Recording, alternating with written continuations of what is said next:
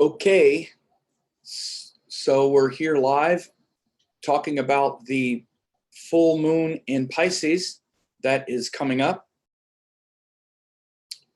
on September 24th. This full moon in Pisces will be dominating our life. And so again, we have these cycles where the new moons and full moons revolve and rotate and change our world every 2 weeks. We think we're all about our birth chart and we get all jacked up about, in my chart this, in my chart that, and we don't realize that for the most part, what's happening day to day, week to week, month to month is mainly being driven by these 2-week cycles, these 2-week portions of time that have to do with lunation cycles and the whole sort of foundation of Indian cosmology and seasons and the calendar and even the astrology. The reason there are 12 zodiac signs are to measure these sort of points along the year so that we can measure the energy of these new moons and full moons. And so on the full moons, we have an opposition where the sun and moon are opposite each other.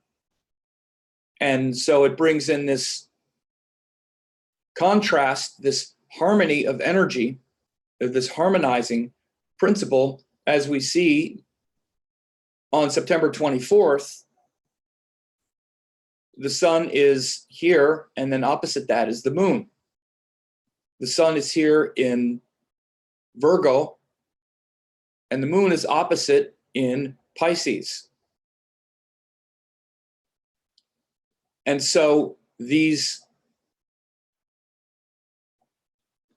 oppositions show how we are being extended beyond our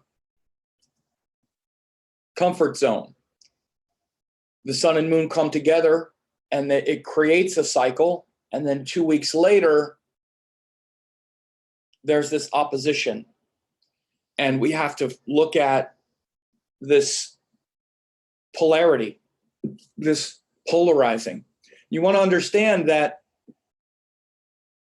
you know, one way that I've come to recognize oppositions like this is that what's called the shadow or the blind spot, many times or oftentimes, the opposition point of something that's opposite might seem completely contrarian, but it's actually the harmonic opposite to something else.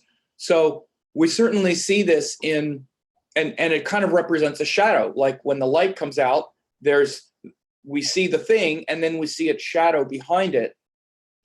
To really understand the thing, we have to understand its shadow and the kind of negative. Like you look at, we used to have film and you would have a photograph and you would have the negative. This is kind of like what the opposite sign is. It's almost like the negative representation. So right now, Sun and Mercury are both in Virgo. So there's a lot of Virgo energy right now. And, you know, Virgo is about sense, rationale, thinking through things on a practical level, organizing the structures of your world, precise communication, precision in general, and taking the power of the kingdom, the power of Leo, and organizing it into the best structure. When you look at a government or a kingdom or a business, you know, businesses are kind of like kingdoms now. Jeff Bezos of Amazon, that I think that company makes more money than some countries, right? So business is kind of like a little government. Businesses run well because the power of the idea and the vision, which is the Leo, gets delegated to tasks that support the vision. So in the highest sense, that's what Virgo is about. In the physical body, it's related to the digestive organs or the intestines mainly. For instance, food is digested in the stomach, which is related to Leo, where we digest things, and then through digestion, we get power. That's what Leo is about. Through digestion, then we get power. But the reason we get power, again, part of it is the Agni and the fire that digests the food, but the power actually comes from the Virgo, from taking all of that digestion, which is Leo, breaking everything down and putting everything where it's supposed to go. The reason you get energy from your food is because of all these little tasks that need to happen, because it gets broken down by the acidic juices and the fire of Agni, which is related to Leo. But then that stew on the chemical level becomes distributed. All the chemicals get distributed to where they're supposed to go. The waste material goes where it's supposed to go.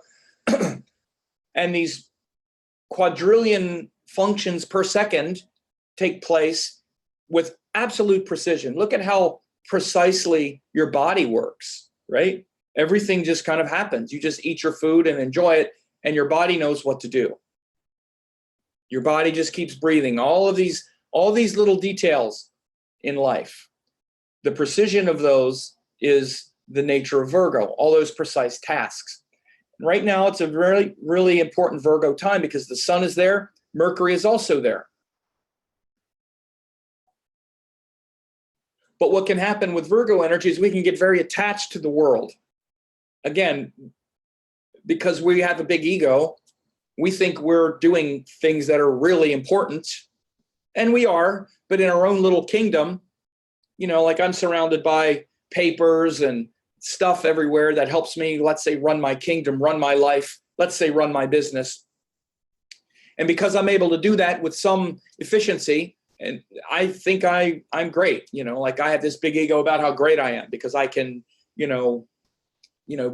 collect email addresses or send out emails or teach stuff or speak. But again, it's very feeble because we have attachment to these things. It creates this ego, and then we try to manipulate and control things based on our ability to organize details. We become anal, we become worried, we become controlling in a sort of negative quality. In excess, Virgo energy goes too far. So the way we balance that is Pisces energy. Finally, he gets to Pisces. Come on, Sam, get to Pisces. Pisces is the opposite point of Virgo. So the point that balances the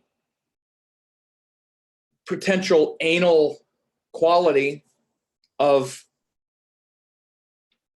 Virgo is Pisces, that bigger picture, that those details connected to the bigger picture. Right? Like before I even started talking about Virgo stuff, I started talking about the bigger picture, right? I started talking about the bigger picture. Part of the reason I do that, in my natal chart, I actually have Jupiter in Pisces. So I'm always thinking about the bigger picture first. I'm always bigger picture first. It drives some people crazy. A lot of people like my videos and like my teaching because, I talk about that bigger picture a lot, but other people, it drives them a little crazy because they're like, what's the details? And I get to the details, but I get to them after the bigger picture because I have a lot of that big Pisces energy. I'm saying myself because you can look in individual charts and whatnot to see people's tendencies. If someone had Jupiter in Virgo, they would start with all these details and they might get stuck in them. They might get stuck in those details. And then you'd say, okay, but what's the bigger picture? Is it all just analyzing astrology charts like it's math and then, prescribing something with no connection to the bigger picture? So Pisces and Virgo are where we have this symbiotic relationship, hopefully, where the details of Virgo support the bigger picture of Virgo and vice versa. Or I'm sorry, the details of Virgo support the bigger picture of Pisces. Did I say that? I don't know what I said. And vice versa, where like when it's the full moon in Virgo and the sun is in Pisces, we can get too dreamy and too stuck in that other world of metaphysics and the bigger picture and lose our connection to the earth, lose our connection to the details. So one of the most important ways to learn astrology is to understand these opposites. The rhythm of opposites is what it's called. It's called the rhythm of opposites because, again, we're always in this opposite relationship with, especially with the sun and the moon. This relationship with the sun and the moon is an ongoing monthly and bi-weekly cycle. There's always this monthly and bi-weekly cycle that we're interacting with, whether we know that's what we're doing or not. And again, oftentimes we don't know that's what we're doing. We're actually just sort of reacting to things, sort of responding to things a bit mechanically at times, and we're not understanding what's pushing us around. So again, there's been a focus on the details as seen by Virgo, but in the next couple days, as we move toward this full moon, we are going to start questioning how much good is actually in this focus on minutia and this focusing on the smaller details of life. And we're going to be extended to try to find a higher unifying point between the details of Virgo and the metaphysics and the thing that's not of this world of Pisces, where all those details kind of blur together, but they blur together into something, again, that's not of this earth. So as you can see, the nakshatra of the full moon, it's actually going to be Uttara Bhadrapada. Well, actually, before I say that, I'll explain that in a second. I want to make sure that people know, because there's been a couple questions, and I do glance at the live chat, and there's I am doing some enrollment for my certification course. I'm going to put the link here. If people are interested in actually learning astrology, they can click the link that I just posted and join my email list, and they'll get hours of free classes and all kinds of stuff if you're not on my email list. Again, whether you get become an astrologer and certified or not or whatever is okay, but you can get hours of free classes. People are supposed to learn astrology and know how it works and understand it. And it's very appropriate in this Virgo Pisces time, Virgo Pisces axis being activated for us to study and to learn. Because Mercury, which is the ruler of Virgo, is about all these details in the life and in the world. And Pisces is about the bigger picture. So there's nothing that you could do better for your life in general than to learn how to connect the details with the bigger picture. And there's no science better than that, better than doing that, than Vedic astrology. Now, whether you study with me or study with someone else, that's up to you. You should study with me because I have the best certification course. No, I shouldn't say that because there are other people that offer it, but I will say that I've been doing mine for much longer. I've been doing it a long time. More than 300 graduates, and it's laid out in an extremely logical and sensible order. And it teaches you how the cosmos works in a very sensible way so that it's not overwhelming and just coming at you with one disconnected idea after another. So go ahead and get some free classes and learn. This is one of the best things you can do in the Virgo Pisces time is study. And I got a lot of free classes. I mean, what more can I do but give hours and hours of free classes? So check that out. Now, to get back to the month ahead and this full moon, we see that it's in Uttara Bhadrapada in Pisces. So Uttara Bhadrapada is related to the god Ahibunya, which is the celestial serpent.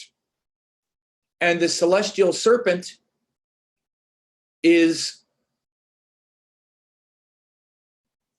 the energy that comes down from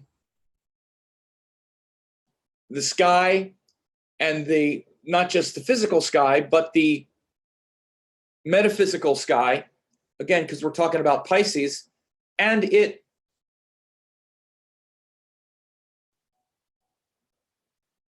connects us with our deeper soul, with our deeper heart. And literally our deeper heart, not just the emotions. Uttarabhadra is one of the two scorching pairs. So there's Purvabhadra and Uttarabhadra, like the front and back legs of a bed. It's literally called the funeral cot, like the two legs of the funeral bed, the funeral cot. And the back legs, it's literally where the ego is going to die, like the ego death is in many ways established here. Purvabhadra and Uttarabhadra are like the ego death. And then Revati, the last nakshatra, is once the ego dies, then the gentle shepherd, Pushan, who's the lord of Revati, leads the soul home, right? So the moon in that section of the sky, when it's in its brightest, shows that, the next few days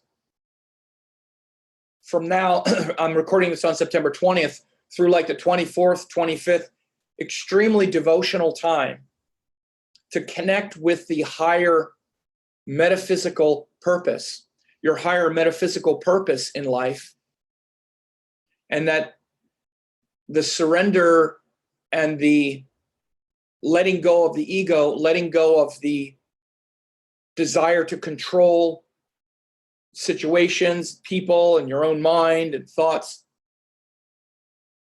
will be very important. And again, this lesson is being learned in opposition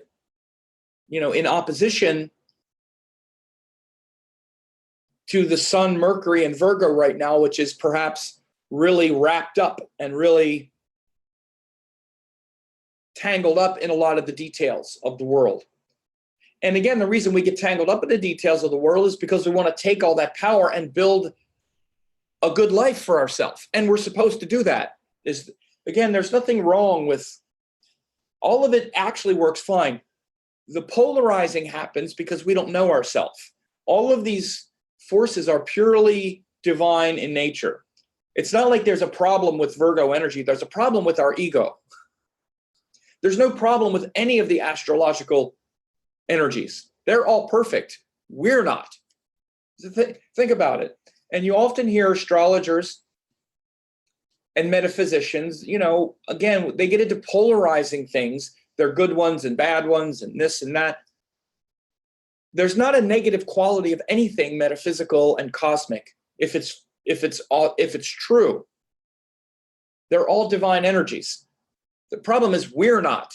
We project our limitation onto all of the divine energy.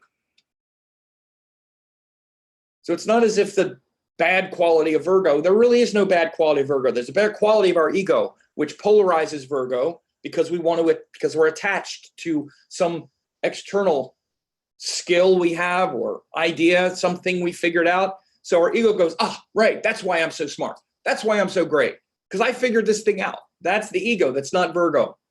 But that's how Virgo, that's the evolutionary process, the growth process related to Virgo. So opposite that is the growth process of Pisces, which says, okay, as you're getting entangled in how smart you are and how great you are to manipulate all these things on this earth, remember all these things that you have no control over, that you're never going to understand, that you could never possibly manipulate and organize, no matter how smart you are or how organized you are. No matter how many spreadsheets you put together, you're not going to organize the cosmic wisdom into some formula. It won't happen. It doesn't mean we can't try. There are great metaphysicians and scientists and quantum physicists who try. Quantum physics is a great thing to look at and study in Virgo, Pisces times, if you're so inclined. That's said by me, who is a Gemini, who loves to just explore things. I'll tell you something that happened with me. I've done a lot of studying and a lot of connecting between Vedic astrology and quantum physics and neuroscience, these three things. Particularly the quantum physics really blew me away. And several years ago, I just got obsessed with the connections between quantum physics and Vedic astrology, especially learning more about quantum physics. And it happened when this was a week when I was supposed to teach. I had all my students coming to learn from me that weekend. They were going to arrive on Thursday. And on like Monday or Tuesday, like 2 days before, I hadn't really put together the curriculum yet. I knew generally what I was going to teach. But then I just got completely obsessed with quantum physics and literally learning about the casino effect, the double slit experiment, quantum entanglement. If you understand what all these things are, I just went crazy with it. What was happening in the sky in my chart at the time was K2, the south node, was going over Pisces in the sky. Or it was going directly over my natal Jupiter in Pisces in the sky. I'll show you, just to show you how these things work, I'll show you real quickly. So this is my chart right here. And you see K2 in the sky. Oh, wait a minute. Yeah, K2 in the sky right now is here. So this was back when K2 in the sky was right up here, that I got this obsession with quantum physics. When K2 was going over 23, like right near 23 of Jupiter in Pisces, when K2 was making that transit right up, K2 is now here. When he was up there going over my natal Jupiter, I got totally obsessed with quantum physics and having to figure it out. And literally I was sitting there like, come on, Sam, you have to focus on your weekend. You have like 25 students coming literally from all over the world. When I have my conferences with just my certification course students, they come in from all over the world. There's people from United Arab Emirates flew in, someone from Japan. Anyway, And I had no agenda because I was just obsessed with figuring out quantum physics. And then what happened is I presented that to my students because it was actually part of the weekend, and it wound up working out perfectly, which it often does with crazy Geminis. But we often, somehow that's what we do. When you're got all that Gemini, you got to just go with it. Like I couldn't stop, but somehow we work it out, right? Anyway, so I'm explaining this to you because we're now in this position where we have this Virgo Pisces energy. Quantum physics is a perfect thing to be doing. Virgo, all these details and math formulas and trying to explain quantum theory, which does not have any relationship to the sort of Newtonian model of the world that we can see. Newtonian physics works fine for this world. Gravity and acceleration and all of that stuff works fine as long as we're analyzing matter and form in a gross form. But it breaks down completely on the quantum level. There is no substance behind anything. It's all energy. It's all energetic. So I'm explaining this because this is a great bringing together of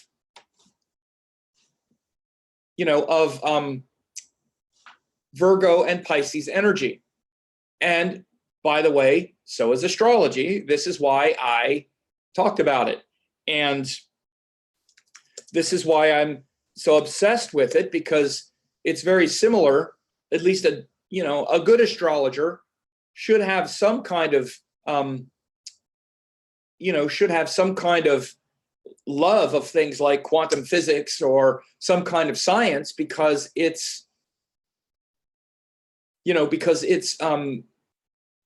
has this bringing together of the details with the bigger picture. So there'll be a lot of that. There will be a lot of unification around these themes, not just between now, September 20th and the 25th, but then for the next week or two. It's really a time for you as the cycle wanes. See, once we have the full moon, then what happens is that Virgo cycle is now trying to be integrated, because as the moon is waxing toward full, we get really full of that Virgo idea that, yes, I'm the master of all these details. I have all these details under control. But then as we hit that full moon, then it gets united with the opposite, Pisces, and we're like, I don't have all the details. And then it starts to wane, and we start to integrate that Virgo lesson with the Pisces lesson, so that we're then ready for the next new moon, which would be in Libra, where we take all of this detail and information about this world and the other world, and then we connect it with other people, and we start the Libra cycle. Then that happens between Libra and Aries. Then we take the Scorpio, Taurus, and it keeps going like this. These are the cycles. This is why we have 12 months.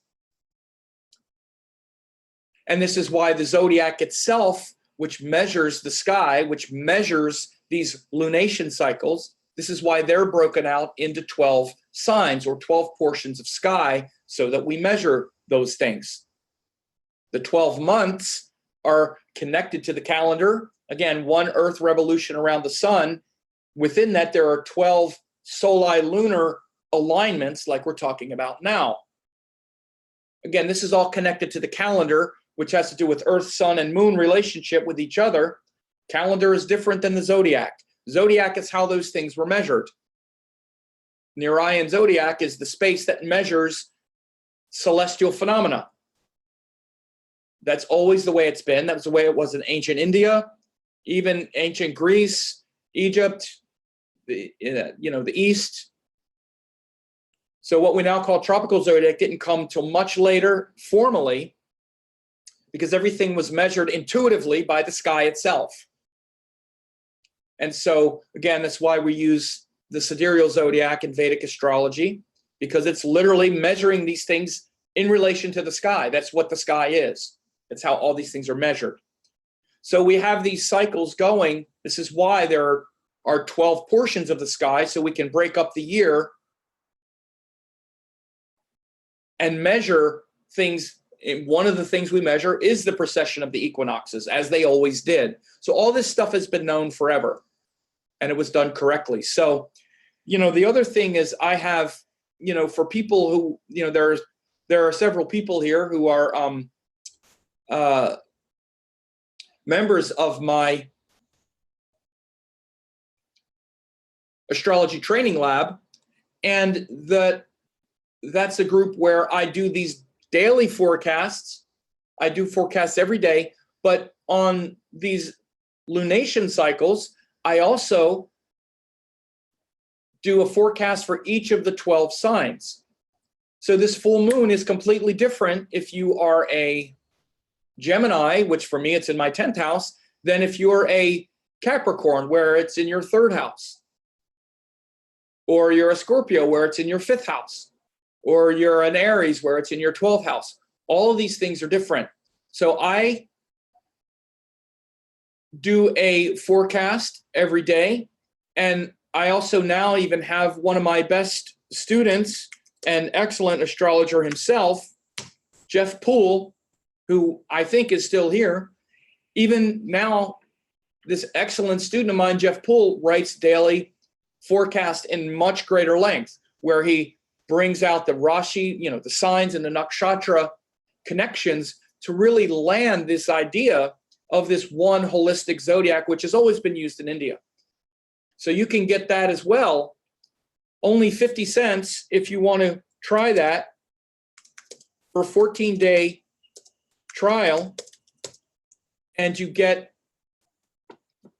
these daily forecasts, and you also, most importantly, get, at least most importantly as it relates to this conversation, if you want to understand where this and how this full moon is going to affect you more than any other way, it would be by understanding where the sign of Pisces falls, not just understanding it, but hearing it explained.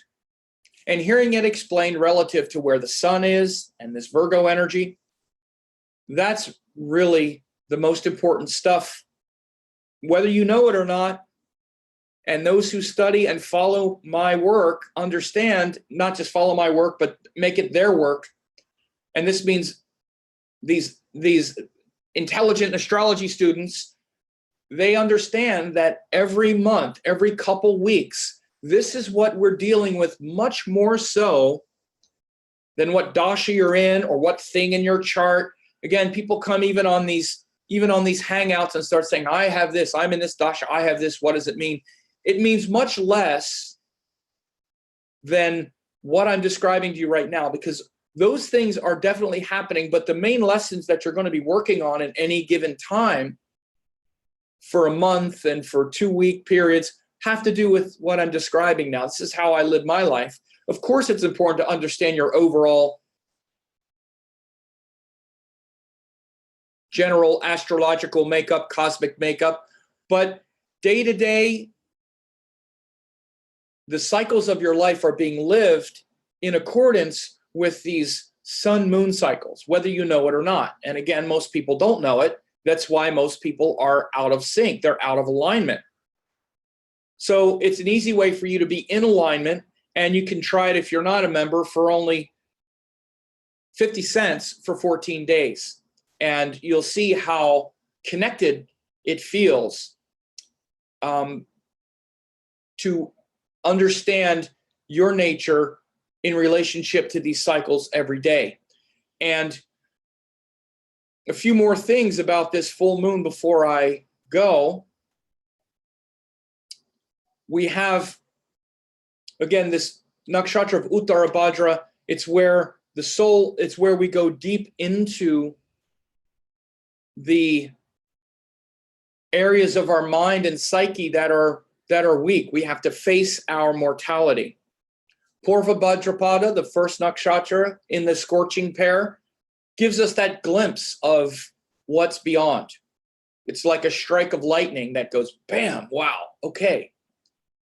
I'm actually this spiritual being. I'm actually not of this earth.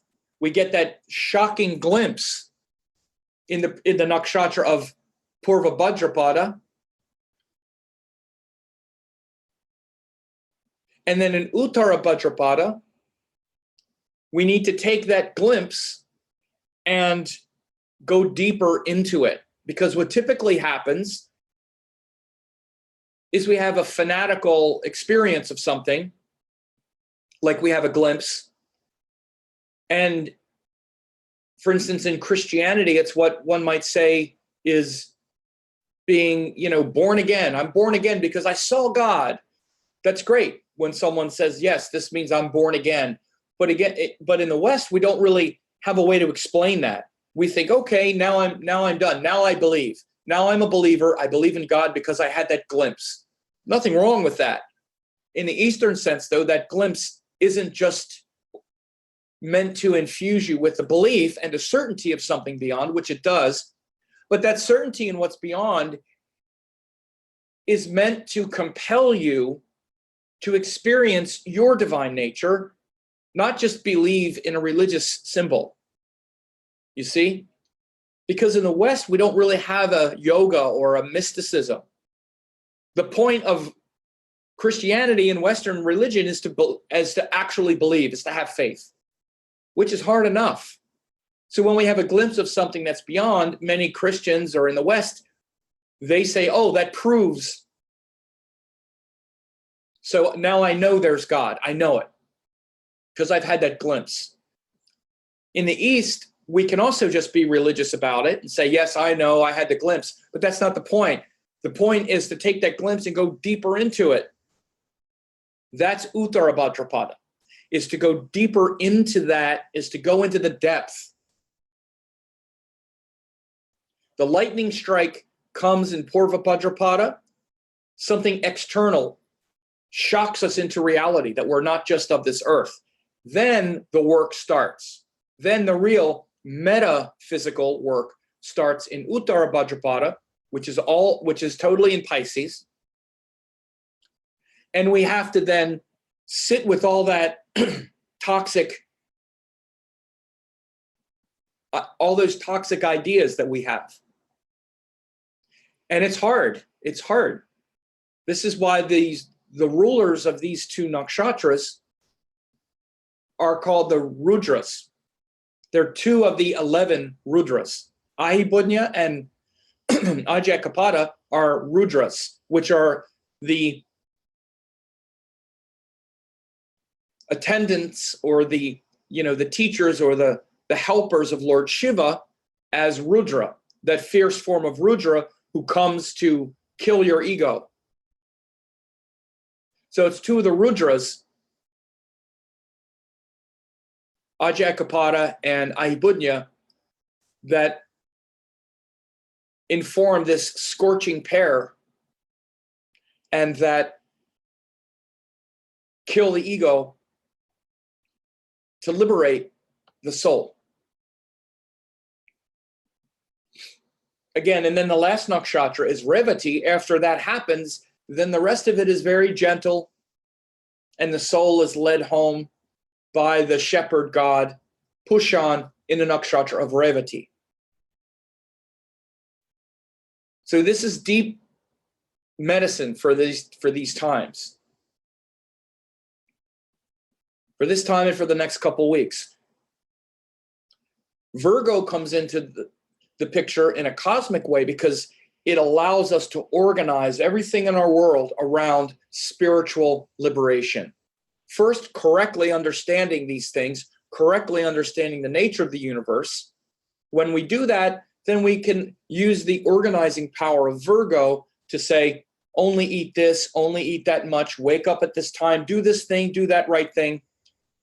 And rather than our understanding of details, rather than that turning into some kind of trap that ensnares the soul in this web of details, it becomes this like one step in another sort of staircase of virtue that leads to the soul's ascension, right?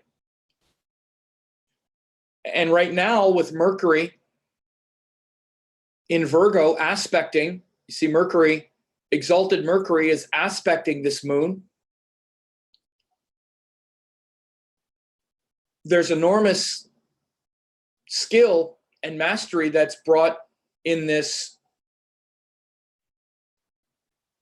at this time and during this cycle, okay?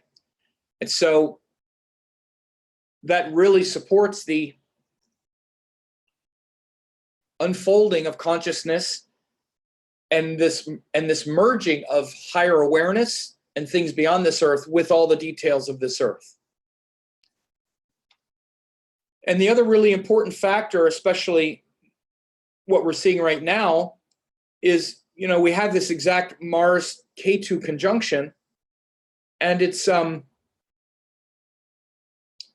showing a sort of resolution around certain fights and struggles and battles that we've had. There's still in some ways there's a fight that's brewing. And we can see this contentiousness as a background, and even maybe as something that's tempting us to get out of our more cosmic nature right now. So there are several other astronomical factors right now. All the other planets are in between the nodes. Venus and Jupiter are close. I've talked about some of these things. Mars K2 is another thing. We've been dealing with it off and on for several months. So I don't want to draw it out too much, but it is an important